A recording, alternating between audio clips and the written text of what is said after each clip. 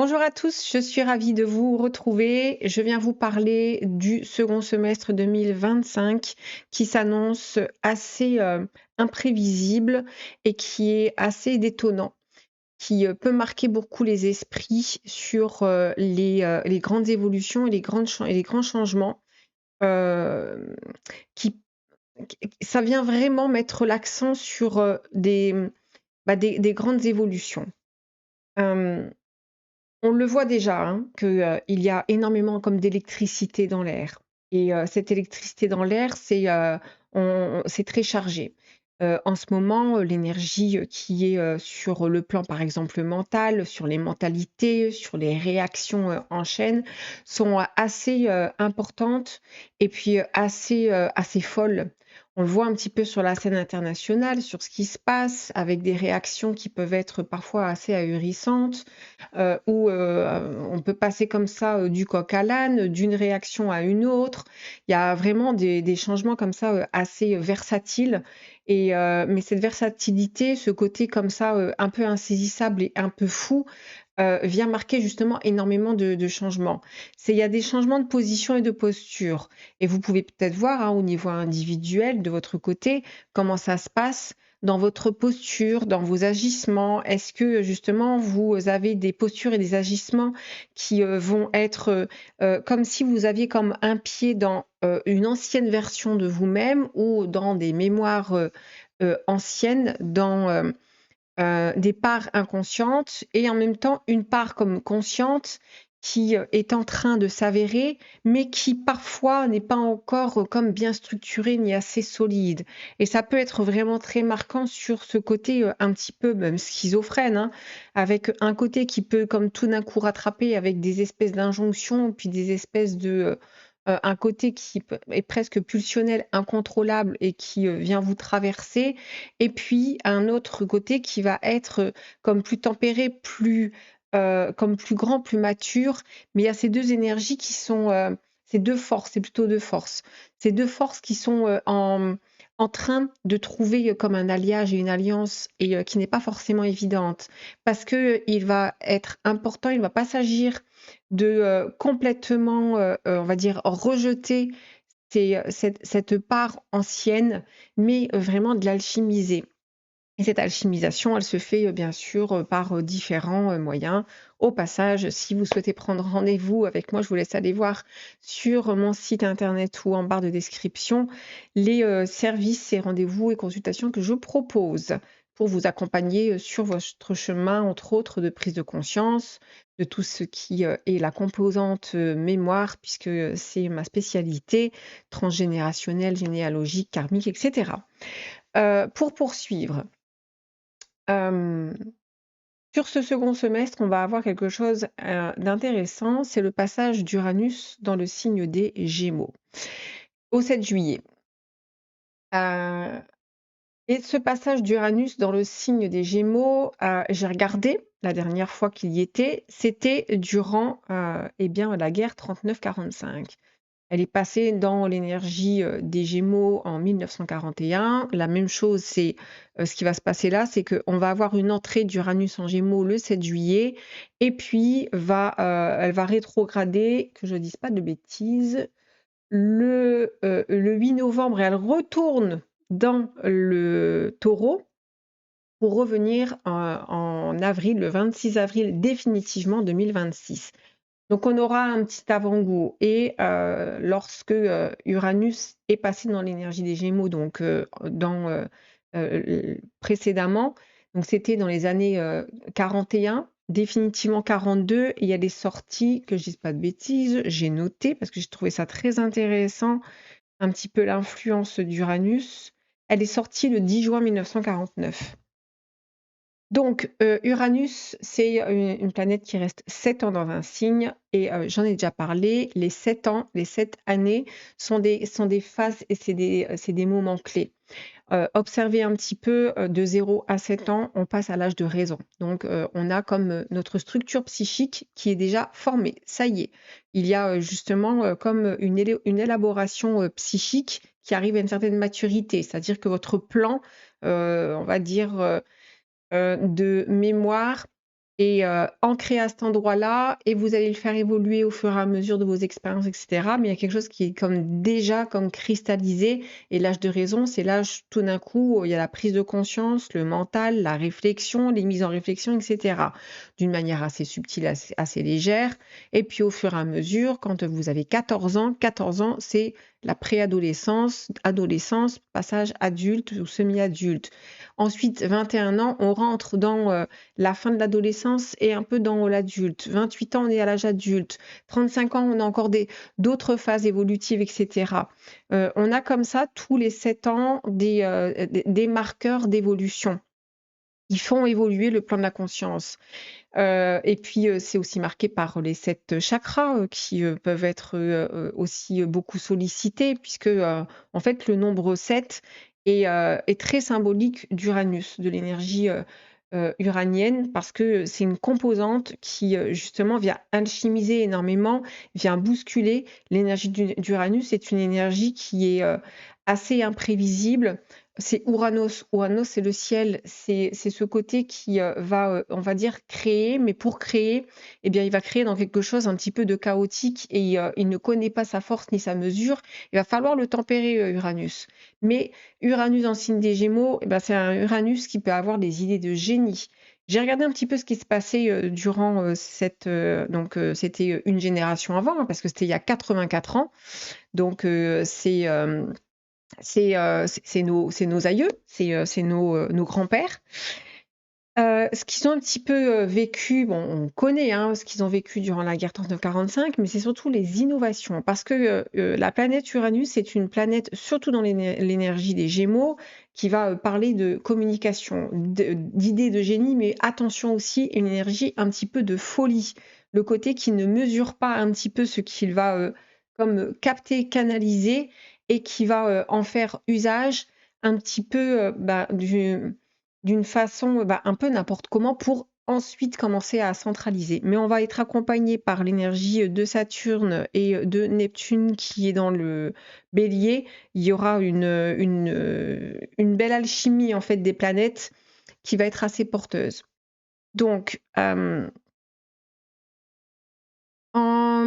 pour reprendre un petit peu ce qui s'est passé dans les années 1941, où Uranus est entré dans le signe des Gémeaux, on a eu énormément d'innovations, énormément d'innovations. J'ai fait aussi encore un bond en arrière, c'était dans les années 1858, donc 84 ans avant, pour voir un petit peu ce qu'il y avait. C'était en 1858, si je ne dis pas de bêtises. C'était la première révolution industrielle. Vous voyez, il y a comme ça c'est les lignes de télécommunication qui sont mises en place.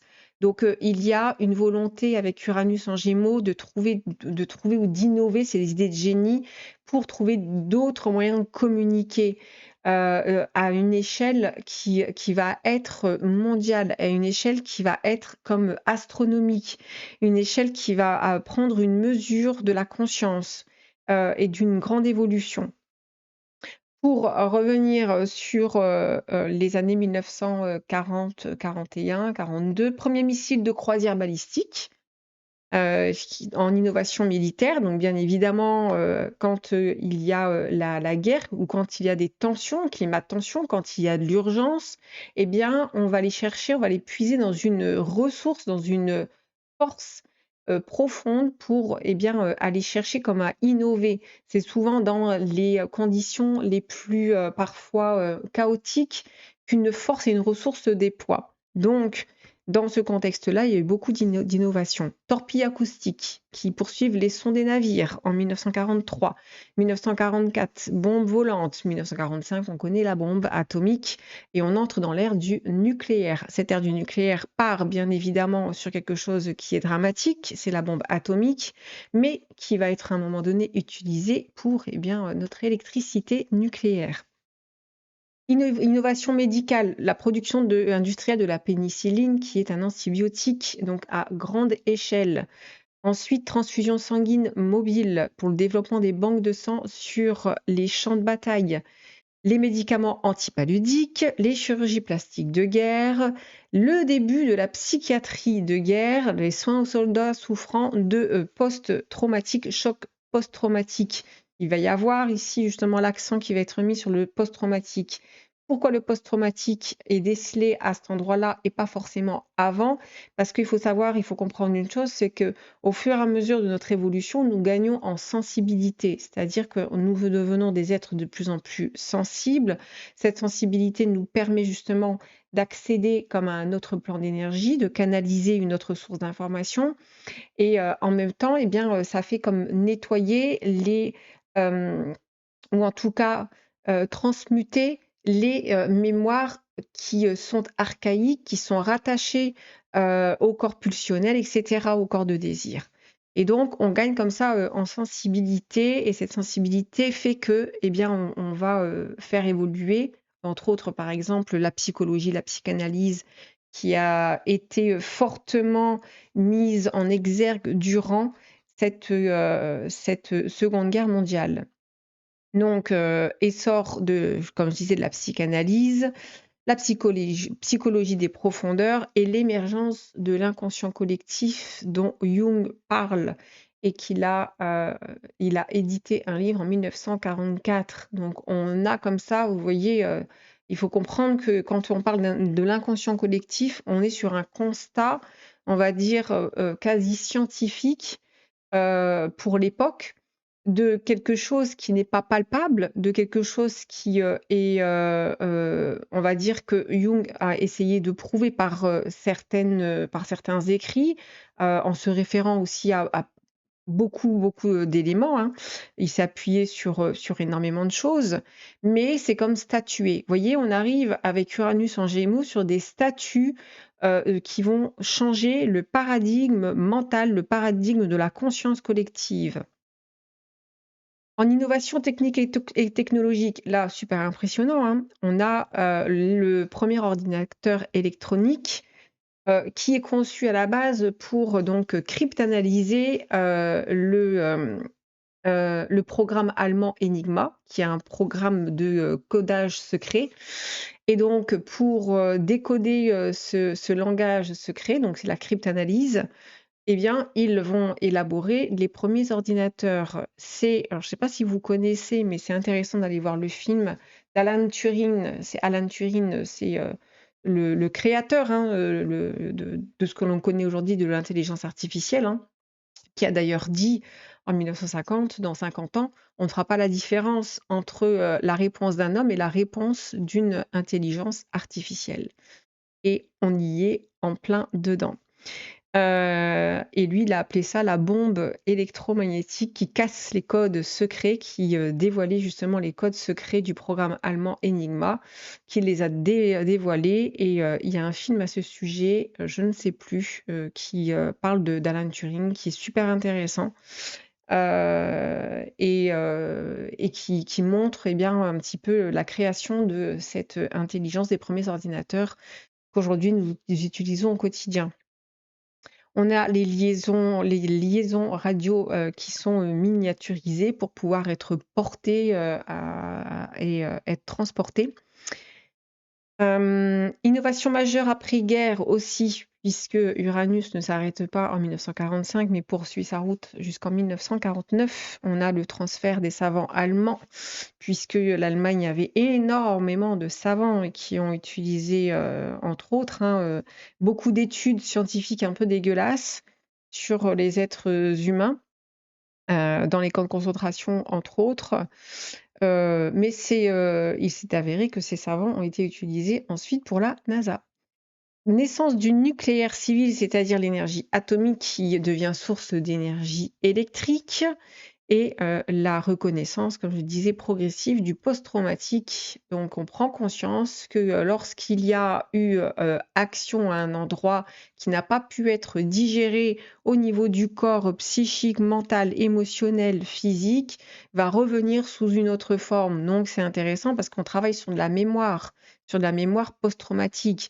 Bien sûr que là, on est sur quelque chose d'après-guerre, mais nous sommes plus ou moins tous impactés par de la mémoire post-traumatique. rien que la façon dont nous avons, été, éduqués, le berceau d'où l'on vient, nous sommes plus ou moins tous assujettis à une mémoire dite post-traumatique avec elle va être plus ou moins accentuée chez certains, mais nous sommes tous plus ou moins, affectés par, de la mémoire post-traumatique qu'il est nécessaire de traiter parce qu'elle revient sous une forme parfois déguisée. C'est ce que, justement les psychiatres de l'époque ont constaté, c'est que, et bien, après, guerre, les réactions, des soldats, étaient, les interroger puisqu'ils avaient des réactions soit de peur, soit, de, remise en situation, soit, voilà, ils revivaient des scènes, qu'ils n'avaient comme pas digérées. Donc, on va dire que la digestion de ces informations qui restent dans on va dire la psyché, sous une forme parfois déguisée, va, en fait revenir. Parfois c'était, des hommes qui buvaient sous alcool devenaient, très, très en colère et cetera et cetera. Et très important parce que justement ça va élargir ensuite, bah, sur le post-traumatique, sur, des, situations qui, ne sont pas issues de phénomènes de guerre, mais aussi sur des phénomènes de vécus durant l'enfance. Hem Donc on passe de l'industrie mécanique à l'ère électronique et nucléaire, au développement de l'aviation commerciale, le début de l'informatique, l'industrie de Mars, la naissance de la société de consommation, surtout aux USA, ça va commencer par les USA. Le nouvel ordre mondial économique, le dollar américain devient la monnaie de référence internationale. Et entre autres pour ça, hein, que Poutine n'est pas très content. On a le début des 30 glorieuses de 1945 à 1975, la révolution des droits sociaux, la création des États-providence, c'est-à-dire sécurité sociale, retraite, allocation, la reconnaissance de droits syndicaux avec la montée du salariat protégé, la fin progressive des empires coloniaux, ça va commencer en 1945 et puis ça va prendre plus ou moins fin en 1975 avec l'Inde, avec l'Algérie et encore d'autres endroits du monde. Hem, la condition féminine en mutation puisque en 1945, enfin durant la guerre, les femmes ont travaillé, donc il y a le début d'une émancipation économique avec le droit de vote, avec, le travail, avec, les études. Donc, là, on est sur justement, on vient comme clore, tout un pan générationnel, parce que c'est ça, aussi, le générationnel, la généalogie, c'est, on fait évoluer cette mémoire-là et là, on arrive à la fin d'un cycle. Le retour d'Uranus pour moi dans un signe, eh bien, il va pas revenir de la même façon. Pourquoi? Parce que Uranus, même si c'est une énergie qui, n'a pas de limite puisque, elle va aller dans un courant d'énergie pour pouvoir, eh bien, faire rencontrer de nouveaux axes, pour, aller chercher à, faire, soit, travailler à différents endroits. C'est une planète qui peut être, je vous dis, autant dans quelque chose qui est les coups de génie, c'est les coups de maître, surtout, Uranus dans le signe des Gémeaux avec tout ce que j'ai énoncé. Uranus en Taureau, c'est plutôt ça nous fait travailler sur, l'aspect, matériel, sur la propriété, le territoire, l'appropriation. Qu'est-ce qu'on doit lâcher? Qu'est-ce qu'on doit garder? Est-ce que j'ai ma place, pas ma place? Toutes ces questions-là qui peuvent être très préoccupantes au niveau individuel, mais aussi, au niveau collectif. Donc on n'est pas du tout dans la même énergie. Uranus en Gémeaux, elle va s'éclater, mais attention justement à Uranus, comme je disais en Gémeaux, parce qu'on voit quand Uranus, elle entre dans le signe des Gémeaux, c'est, le génie, mais au service de quoi? Mais au départ, Uranus n'a pas cette maturité de dire: «Bah, ça c'est bien» ou «C'est pas bien» entre guillemets.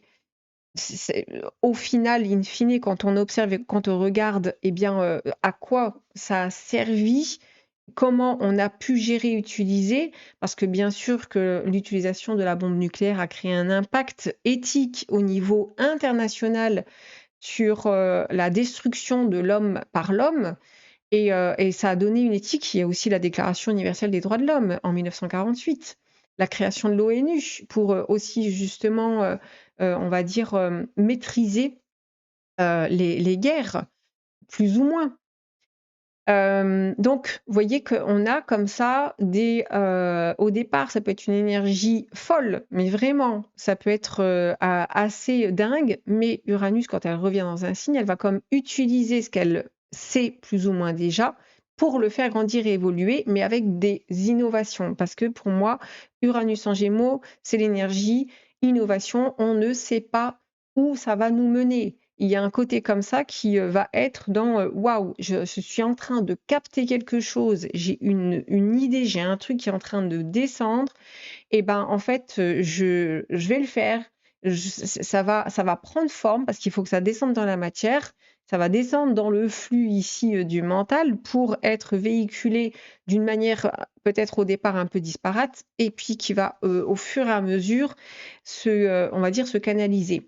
Mais cette canalisation, on va dire, ce côté structure, au départ, justement, ça va être intéressant parce qu'on a, quand Uranus entre dans le signe des Gémeaux, va être en sextile avec Bélier, le Bélier et surtout les planètes qui sont en Bélier, Saturne et Neptune.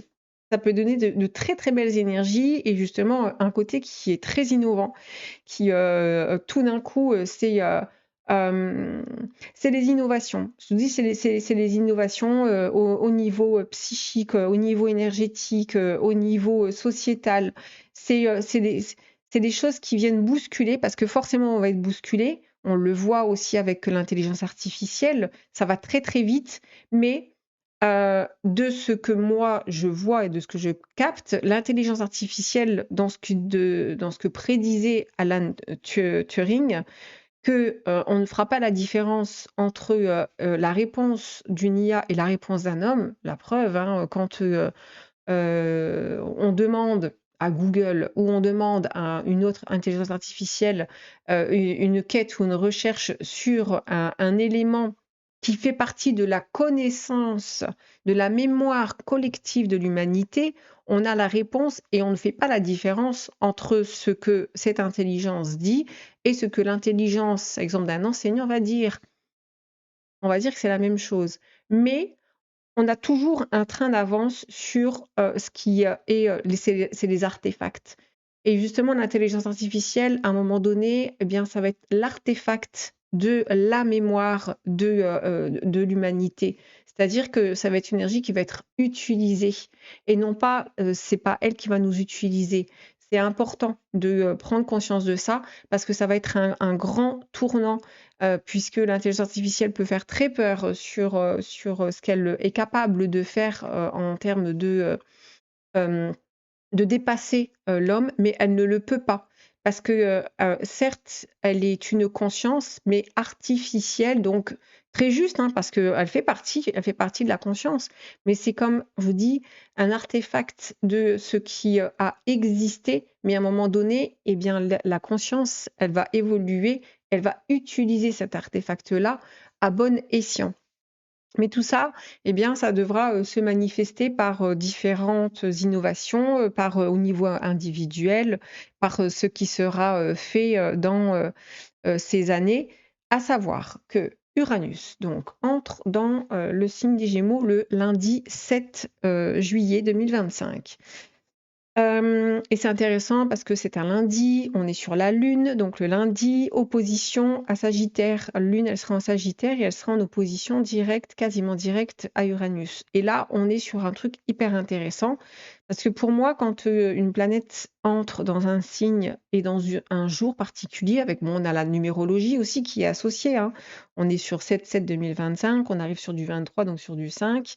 On a une énergie dans le 5 qui nous parle énormément de liberté. On est aussi sur un côté qui est assez pour moi, c'est aussi l'enseignant, c'est de la libération, c'est de la liberté. Il y a quelque chose qui est vraiment très libérateur. Et cette opposition Lune en Sagittaire, elle est avec Uranus en Gémeaux intéressante parce que on est sur comme les principes de la moralité, sur tout ce qui va être la connaissance, tout ce qui va être le savoir, qui va être revisité avec tout ce qui va être les croyances.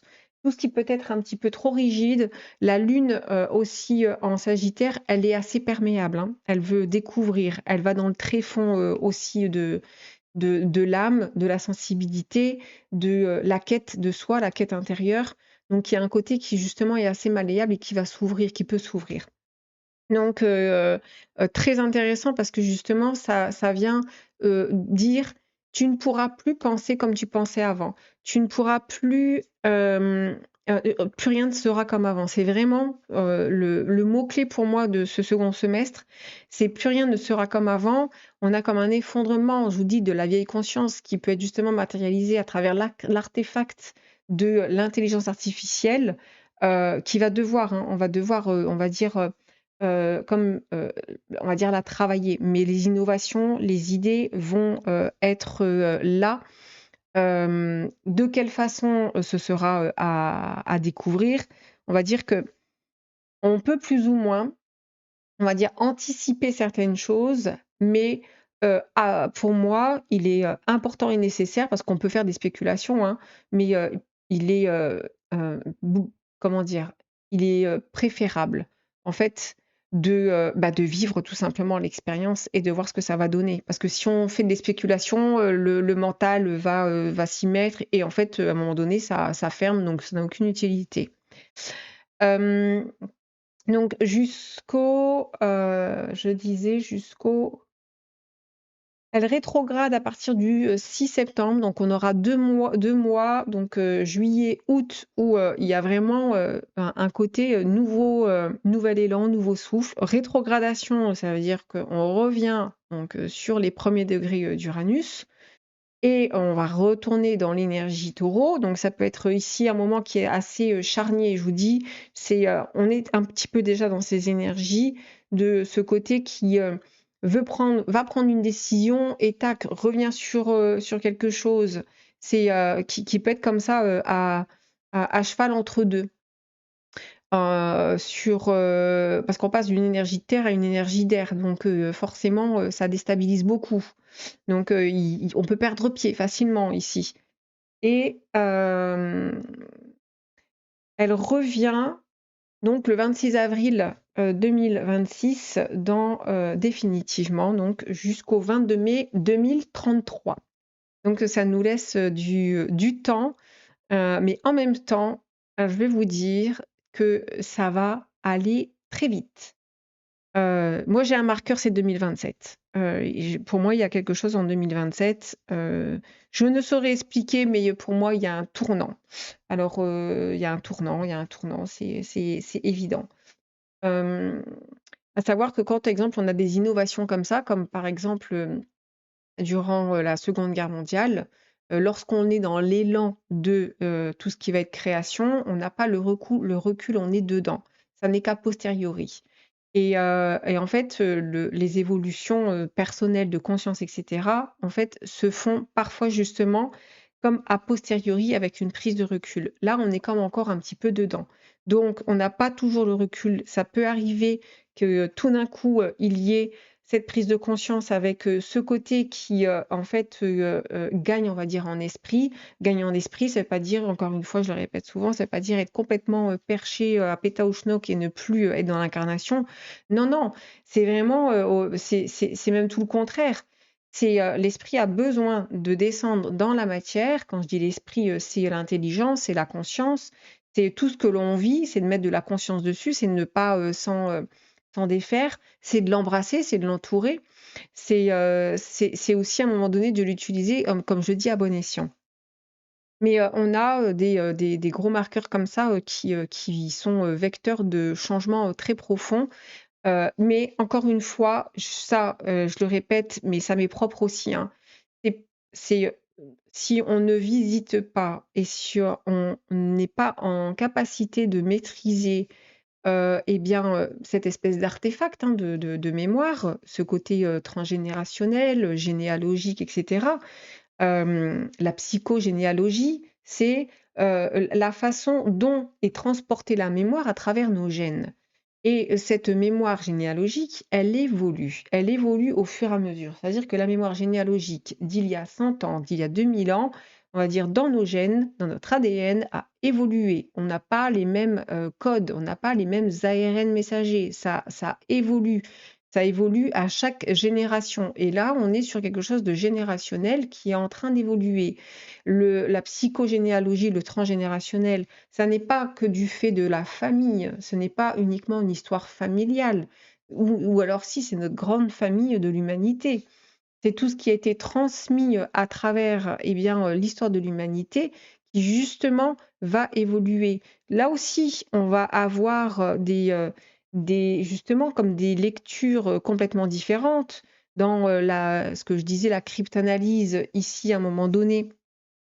Des messages codés, je lisais tout à l'heure, je relisais plutôt ce que, de Alan Turing, dans, sa cryptanalyse. La cryptanalyse, c'est, il prenait des mots-clés, qui étaient comme éparses et puis il utilisait donc, ce programme incroyable où il mettait comme d'autres mots, d'autres codes pour trouver, eh bien, le code.